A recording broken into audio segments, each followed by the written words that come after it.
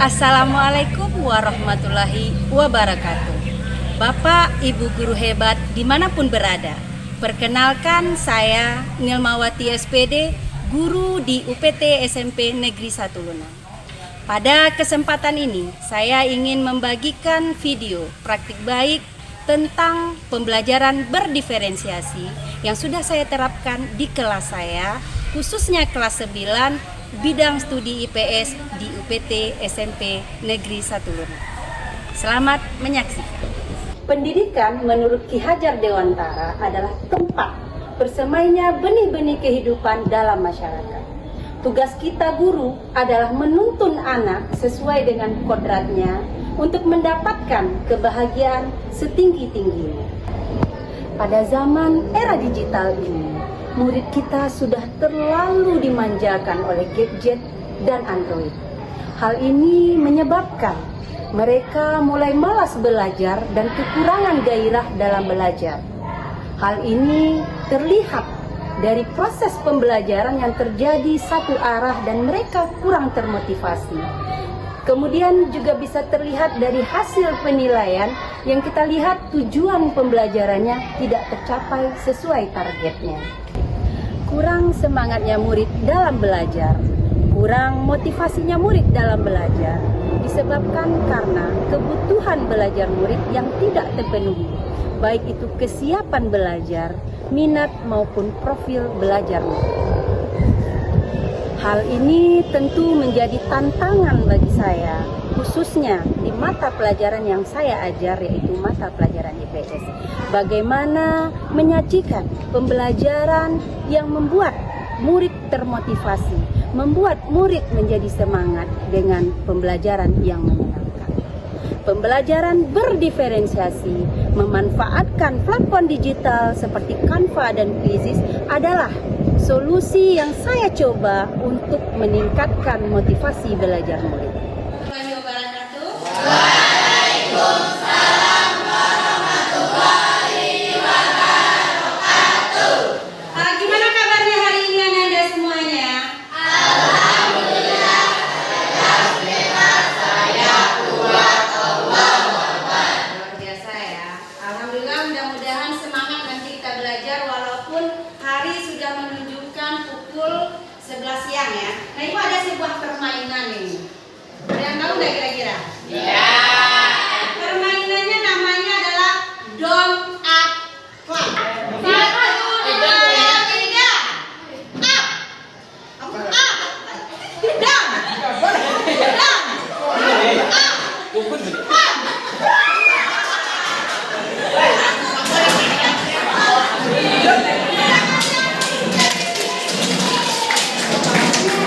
Misalnya kita belanja ke supermarket, ya itu pakai apa?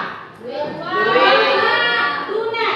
Kalau sekarang ibu misalnya ingin beli baju dari Amerika, kira-kira bisa nggak?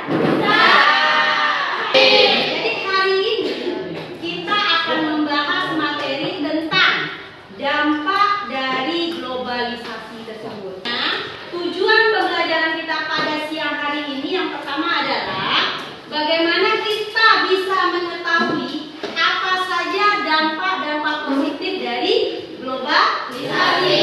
Nah, tujuan yang kedua adalah bagaimana kita nanti menganalisa bagaimana saja dampak-dampak negatif dari globalisasi. Gitu ya, itu tujuan.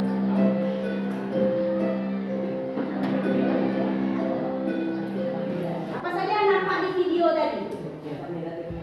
Ada dampak negatifnya, salah satunya apa?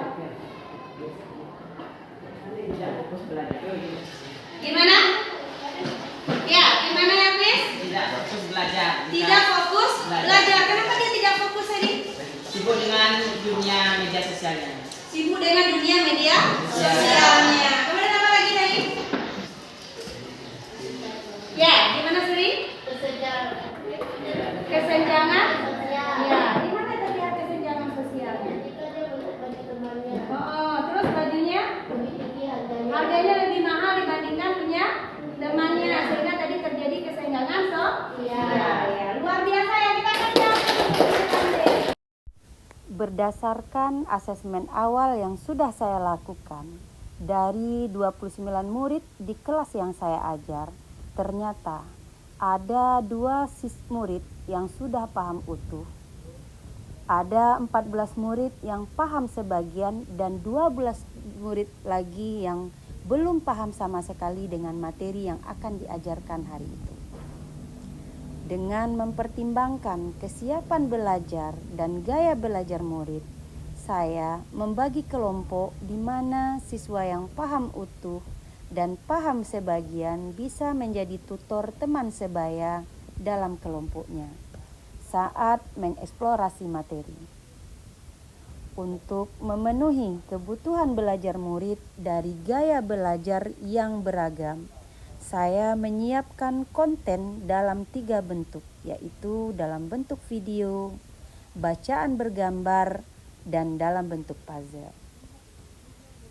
Video pembelajaran saya siapkan untuk memenuhi kebutuhan gaya belajar murid secara audio, bacaan bergambar untuk murid yang gaya belajarnya adalah visual. Sedangkan puzzle saya siapkan untuk murid dengan gaya belajar kinestetik. Untuk puzzle, murid akan mencari potongan-potongan puzzle di luar sekolah, di mana cluenya di pohon sekitar kelas. Setelah potongan-potongan tersebut didapatkan, nanti akan digabungkan menjadi satu informasi terkait materi. Dalam proses pembelajaran, ternyata ada 3 orang murid saya yang belum bisa paham belajar dalam kelompok. Karena itu butuh bimbingan secara individu. Berdasarkan LKPD yang diberikan guru, murid akan membuat jawabannya sesuai dengan minat dan bakatnya.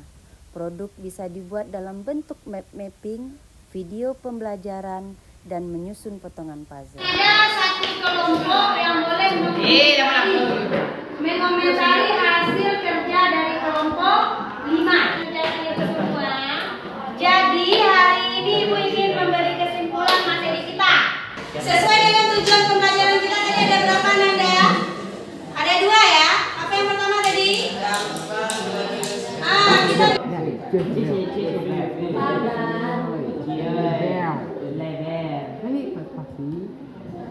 Kita siang hari ini tentang dampak dari global. Ada dampak positif dan ada dampak negatif. Kira-kira menurut Ananda, kalau kita misalnya belajar menggunakan media seperti tadi asik nggak? Kira-kira?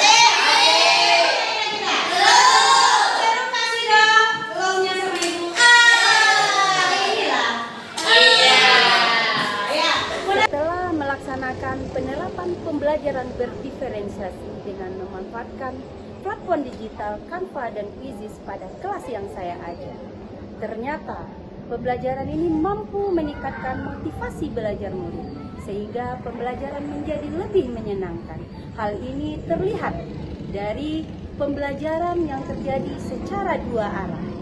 Pembelajaran terjadi lebih menyenangkan dan terlihat dari hasil penilaian yang saya lakukan, semua tujuan pembelajaran pada hari itu tercapai sesuai target.